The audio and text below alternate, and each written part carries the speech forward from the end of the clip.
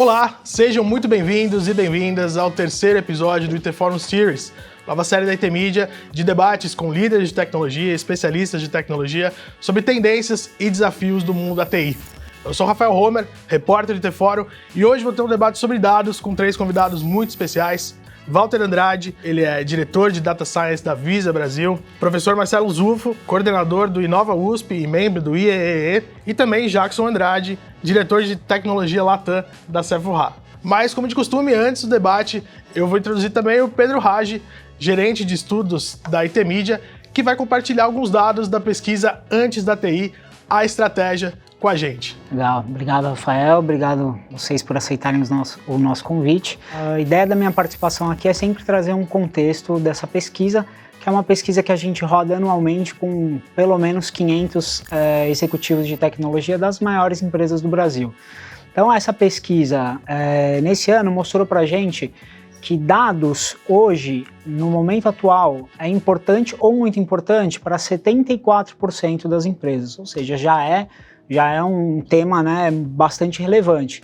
Mas quando a gente repete essa pergunta para os próximos 2 ou 3 anos, esse percentual ele salta para 93%, ou seja, a gente tem quase uma aprovação unânime de que dados é essencial no dia a dia dessas empresas.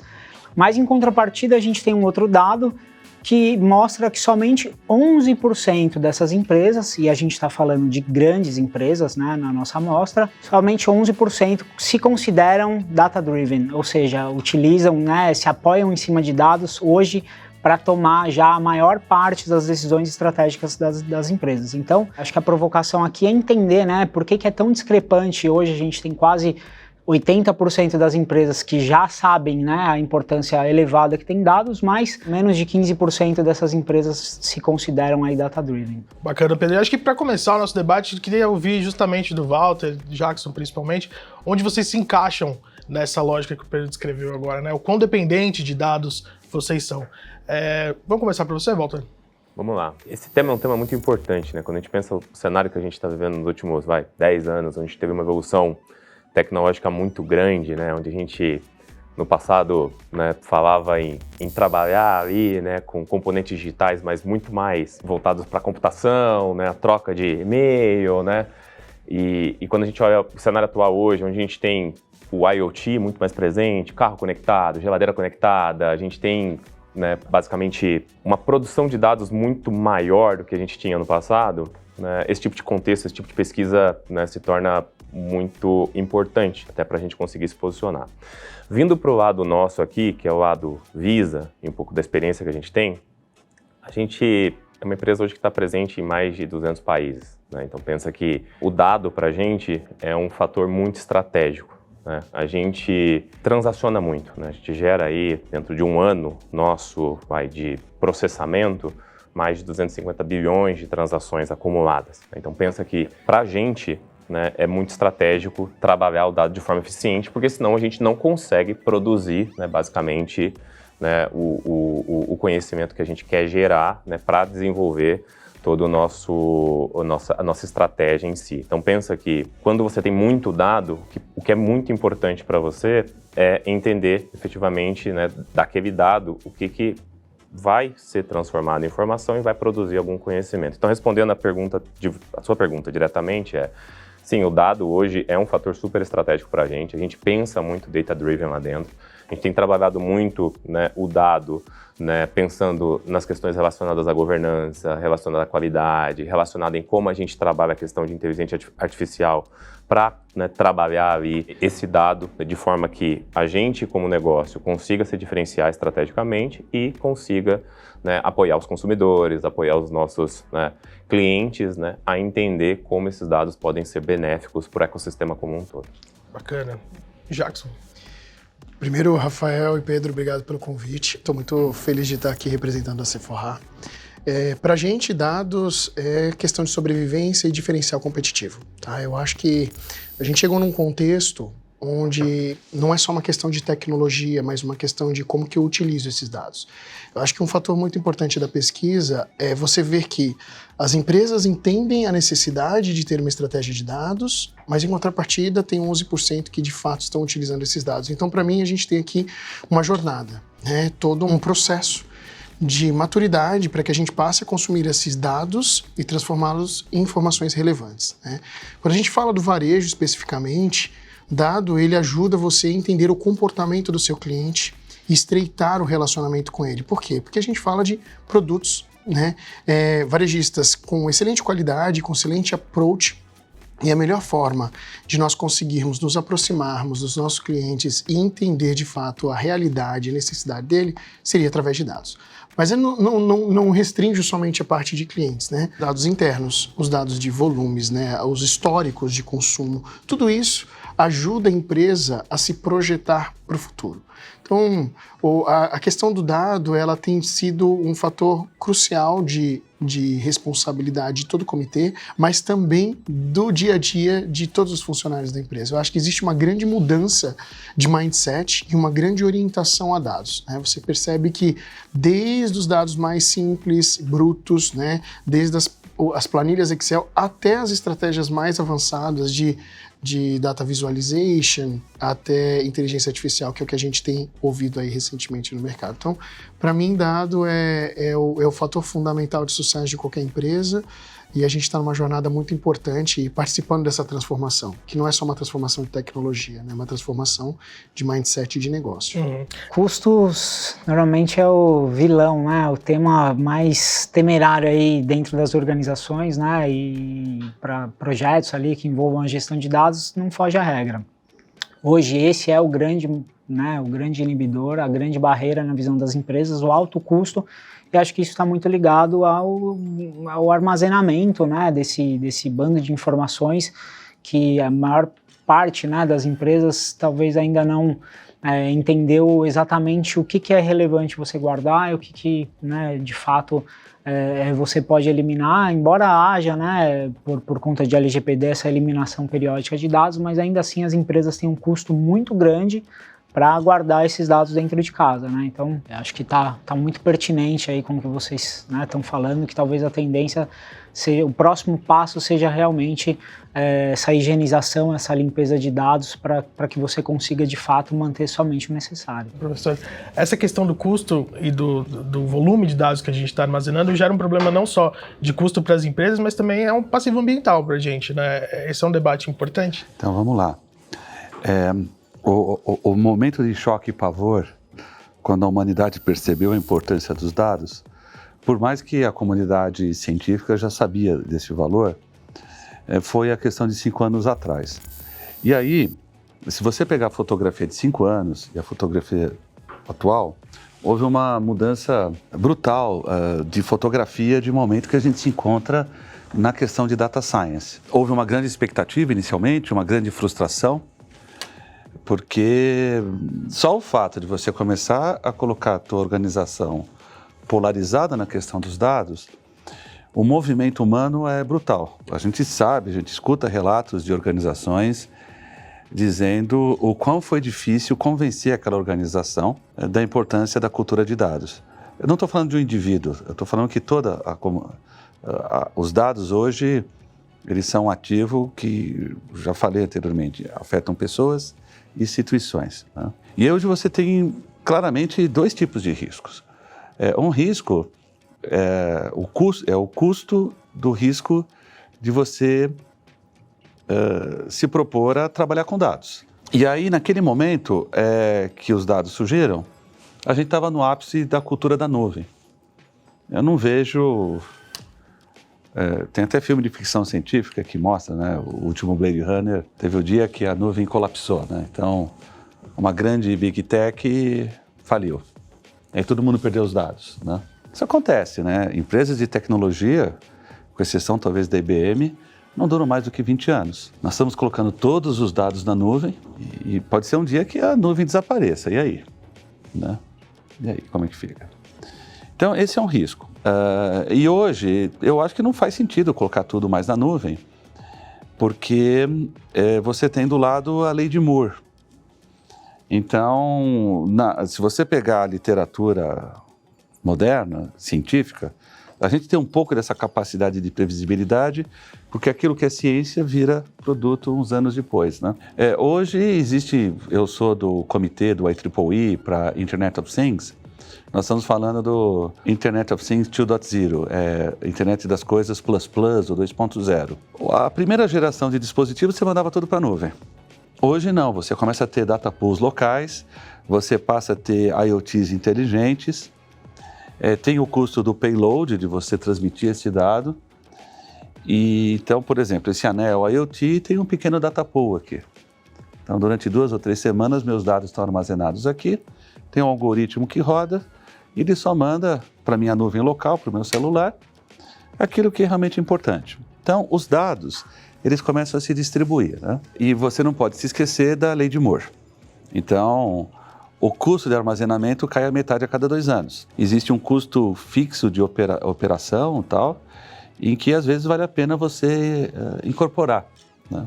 Talvez daqui a uns anos a gente vai dar risada da nuvem, como a gente dava risada no mainframe, né? O mainframe era um lugar que a gente armazenava tudo. Depois chegamos à conclusão que era uma besteira. Não foi? Foi assim? Talvez daqui a uns anos a gente chegue a uma conclusão que seja besteira colocar na nuvem. Isso é um aspecto importante, né? Uhum. Sobre a questão, e finalmente, o segundo risco, talvez eu acho mais importante que o primeiro, né? É realmente o risco regulatório, né? As pessoas, até a Europa colocar essa questão na mesa, e o Brasil seguir o modelo europeu, elas não tinham noção de como é que elas trocavam um bem super precioso, que eram seus dados, em função de uma conveniência. A troca corporativa, eu te dou um e-mail grátis e você, teoricamente, não me dá nada. Não existe prato grátis, né?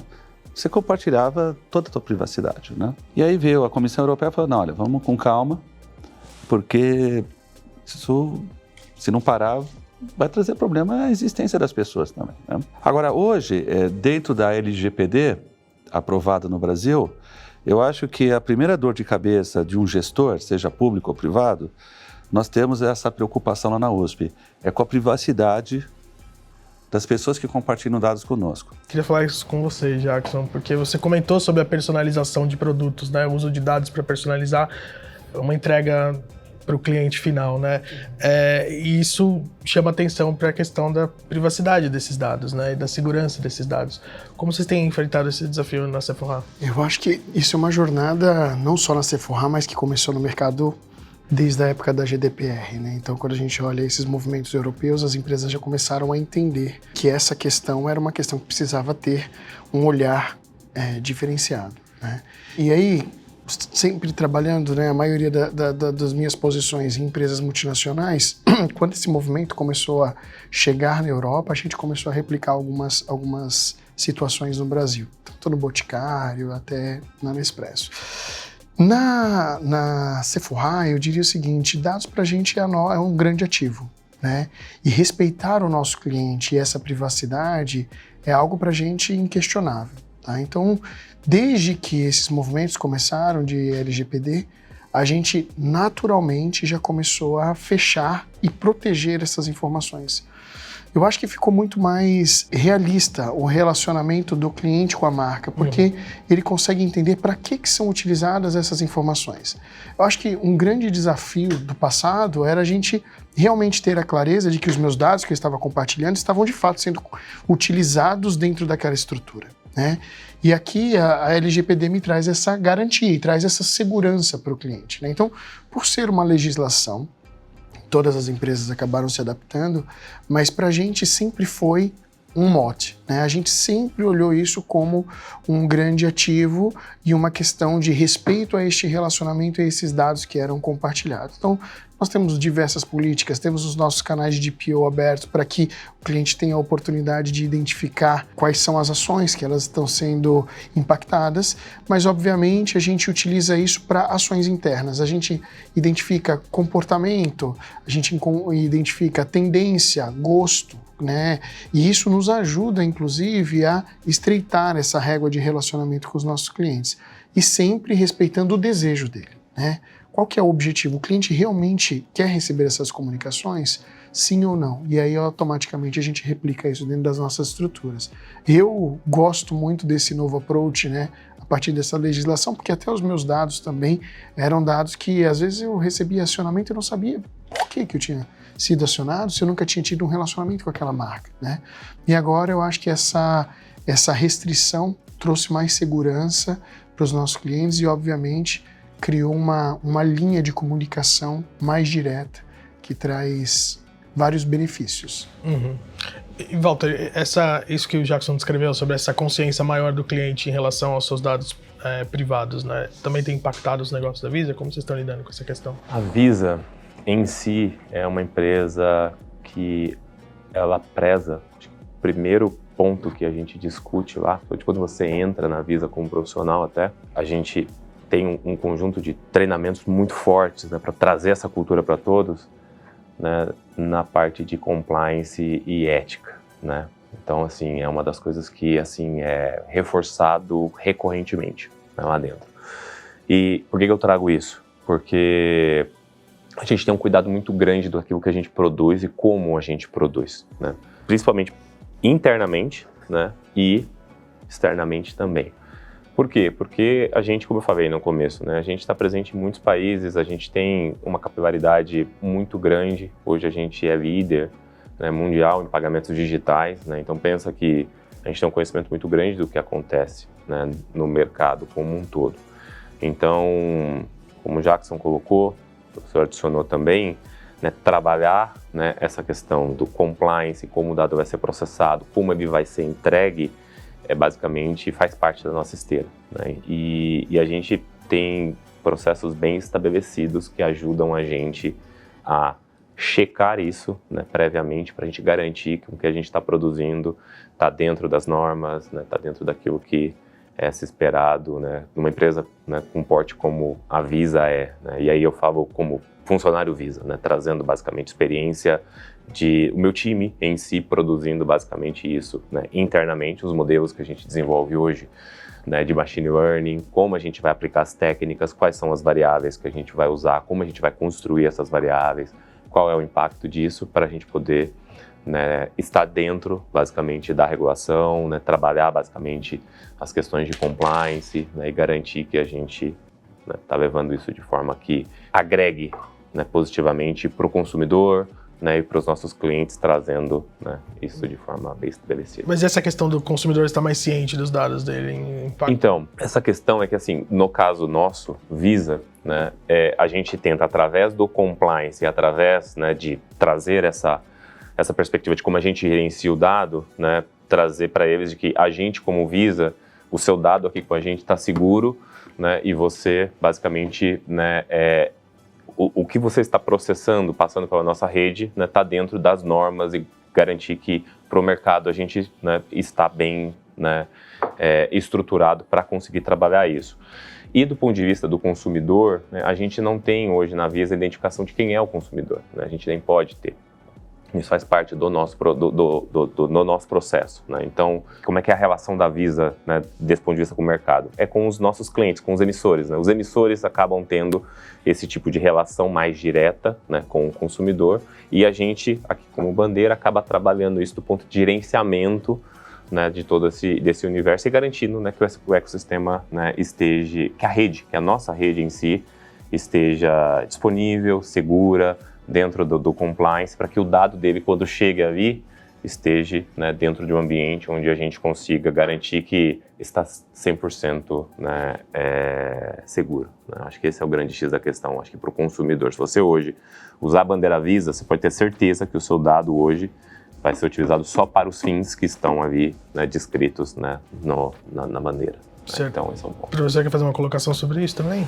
Assim, falar em termos científicos, né? A USP é uma referência em ciência de dados e a gente lançou uma ideia. Porque no final, a questão do dado é a soberania. Uma empresa legitimamente atuando no mercado, como as duas aqui, a Visa, elas têm a sua legitimidade no exercício do seu negócio. E essa legitimidade traz um conceito de soberania. Então, o fato delas existirem, delas operarem comercialmente, elas geram dados, elas precisam ter soberania desses dados para que elas existam, gerem renda, riqueza, bem-estar, como qualquer sociedade saudável. Então vocês entendem o conceito da soberania. O fato é que nós, como indivíduos humanos, cidadãos com identidade, nós temos nossa soberania. Que na primeira onda da internet, os dados vieram totalmente desestruturados, vieram totalmente... Veio aquela onda, aquela confusão no começo, né? Então hoje, uma das pesquisas muito fortes que o meu grupo está fazendo em IoT 2.0 é a seguinte: esqueçam humanos gerenciarem dados. Eles podem ter uma consciência, mas está ficando tão complicado, são tantos dados, que ninguém aqui, seja inclusive o Ultra Mega Blaster, especialista em dados, vai conseguir gerenciar seus dados. Então, no IoT 2.0, esse é um anel que mede dados para mim, 15, 30 dados. Ele tem um microprocessador, tem uma CPU aqui dentro. E essa CPU roda algoritmo. Nós estamos propondo algoritmos de autossoberania de dados, algoritmos autossoberanos, de tal forma que o algoritmo vai fazer, em um algoritmo neutro, vai fazer o processamento da soberania desses dados. Então, vamos supor aqui, esse dado aqui mede a minha oximetria. Então, ele pode diagnosticar em tempo real se eu estou com Covid ou não. Vamos supor que no futuro, com a desmaterialização do cartão de crédito virtual, é só o fato de eu me aproximar, colocar o dedo, já faço, os dados somem. E vamos supor que eu libero todos esses dados para uma empresa. No conceito de autossoberania de dados, esse dado seria suficientemente inteligente de tal forma que ele iria com um contrato de uso dos dados. Uhum. E qualquer violação desse contrato me avisaria, olha, tal empresa, em tal lugar do mundo, tal governo, né? A gente fala de dados em empresas, mas ninguém fala de dados de governo. E a gente sabe que os grandes vazamentos são em empresas, mas em governos também, né? Eu vou aí na Santa Efigênia agora, eu compro um DVD com o CPF de todo mundo e eu sei que foi vazado por uma empresa estatal.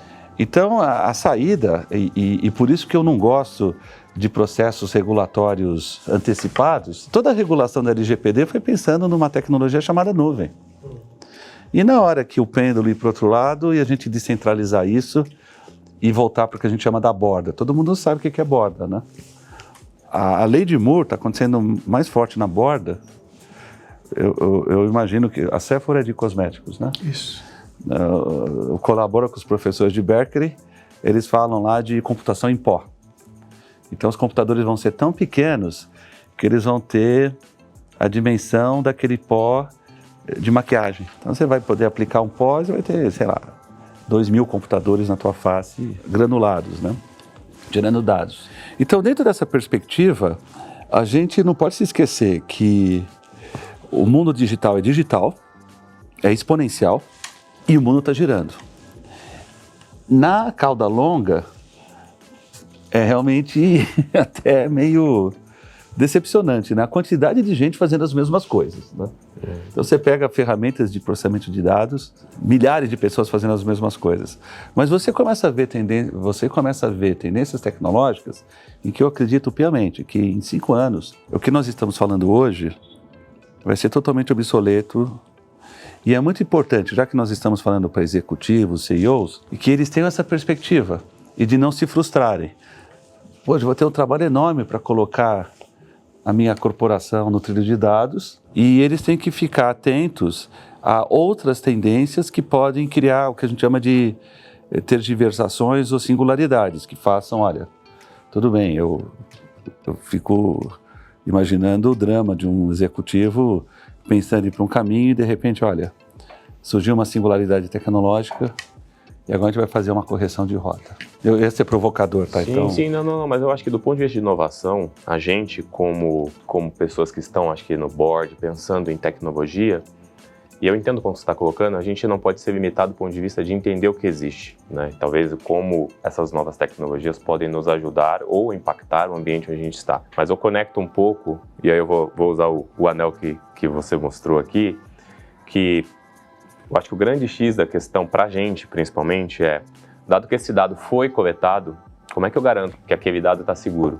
Que aquele dado está com base das normas? Mas eu entendo o ponto. O ponto é, existe uma fronteira aqui, existe um universo que está acontecendo e, de alguma forma, a gente tem que entender estrategicamente como é que a gente participa disso, né? A forma de se preparar para esse tipo de cenários que a gente não tem nenhuma certeza que vai acontecer é garantir, por enquanto, a segurança desses dados. É o que dá para fazer nesse momento. Sim, é o que a gente chama de privacy by design, né? Quando a gente começa a construir qualquer coisa, a gente já tem que trazer a privacidade no centro da construção. E aí, todo o entorno é o que você consegue desenvolver e entregar. Tá? Então é um conceito, inclusive, muito forte dentro da C4HA para a gente assegurar esta segurança, a correta gestão dessas informações. Isso, lembra que eu falei um risco, um custo, é o risco da armazenagem dos dados, o custo intrínseco da operação digital. Outra questão que é mais drástica, que pode afetar, a Europa está soltando multas bilionárias aí, né? Pensa uma organização global como a C4HA. Vamos imaginar se for com 150 países. Alguns têm legislação, outros não têm legislação. E aí ela tem que fazer uma política, quando ele coloca de forma acertada o privacy by design, você tem que imaginar todo uma cápsula de segurança jurídica que possa garantir um gradiente regulatório que vai desde países que não têm nada a países ultra radicais nos dados, né? E porque no final você tem um risco jurídico que, na minha opinião, hoje é o maior de todos hoje. Mais um complicador aqui que eu acho que é a questão da inteligência artificial, especialmente a inteligência artificial generativa que a gente está tendo esse debate atualmente, né? Levando em consideração essa questão da soberania de dados. Pelo que eu tenho visto, são duas lógicas de se pensar como usar esses modelos. Usar esses modelos de propósito geral, como feitos pela OpenAI, onde tem dados de um pool enorme de dados ali, ou você usar modelos privados, treinados com seus próprios dados, né, de domínio específico ali. Quando a gente entra nesse debate, se torna mais complexa ainda essa discussão, como as empresas vão utilizar ferramentas de IA e IA generativa. Queria que vocês falassem um pouco sobre o que vocês têm visto ou até experimentado nesse sentido. Eu trabalho no time de Data Science, né, pessoal? Então, assim, o meu time vive basicamente esse universo, né, de entender basicamente como os modelos de machine learning, né, como a gente trabalha, né, o dado, né, através de tecnologias pautadas em inteligência artificial. Então, pensando dentro do cenário corporativo, a gente trabalha isso muito com foco em criar produtos e serviços que ajudem os nossos clientes, né? Modelos de fraude, né, modelos específicos ali para alguns tipos de comportamento, né, para que a gente ajude os nossos clientes. Pensando na parte que é externa, que são esses novos modelos que estão surgindo, que são baseados em PLN, né, que é processamento de linguagem natural, ou modelos que trazem talvez um componente de inteligência ali que agrega, né, a nossa capacidade humana de pensamento, alguma coisa assim, o que a gente tem visto internamente, né, para a gente, é como a gente aumenta a eficiência, basicamente, do nosso dia a dia, né? Então, um código que normalmente eu precisaria fazer, eu teria que pesquisar, ou eu não tenho ele disponível, essas inteligências ajudam a fazer. Às vezes um texto, né, que é onde eu preciso entender um pouco mais sobre um contexto, em vez de eu, né, ter que demorar muito tempo para pesquisar, esse tipo de ambiente fornece ali já uma resposta rápida que já te direciona, né? Eu acho que a grande discussão aqui talvez seja a parte, né, que é a parte talvez acadêmica, né, de produção de conteúdo, a questão de autenticidade, que eu acho que são pontos que precisam ser um pouco mais discutidos para você não perder o componente humano, né, da discussão, né, ou da criação, né. Mas pensando do lado positivo, né, como elas podem agregar, tem muita coisa legal, né, porque, meu time precisa ir lá e construir basicamente um código que o cara demoraria 1 dia ou 2 para fazer. Ele vai lá, digita uma sentença, o código vem praticamente pronto. Então a capacidade de automação e de construção é muito interessante. Mas tem esse outro lado que eu acho que eu estou muito na academia também, né, até estou fazendo doutorado, até comentei com vocês aqui na nossa discussão, fazendo doutorado lá na Unicamp, né, e a gente tem visto muito nas discussões acadêmicas que, do ponto de vista ético, né, o limite, né, até onde vai, o que é aceitável, o que não é aceitável, né, e quais são os benefícios, os malefícios. Eu acho que esse é o ponto da gente que tem que ter um pouco mais de gestão, tomar cuidado, como é que isso vai entrar, né, dentro da empresa, como é que se conecta. Então, acho que essa é uma discussão importante que não tem que sair da pauta. Acho que o ponto é que tem que estar na pauta também, né, para você poder criar políticas, né, entender o que é bom, o que não é, né. Eu diria que já é um fato, né, quando a gente fala de inteligência artificial e todos esses avanços da tecnologia, já faz parte da nossa realidade. A gente vê, inclusive, escolas fomentando e solicitando a origem daquela informação, se, por exemplo, for sido utilizada a pesquisa com base no ChatGPT.